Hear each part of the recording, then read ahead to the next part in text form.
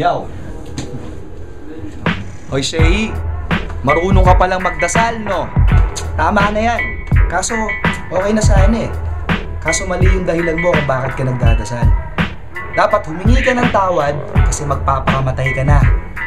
Dahil yung pupuntahan mo sa 28, suicide yun para sa'yo, iho. Okay ba yun? Kung hindi,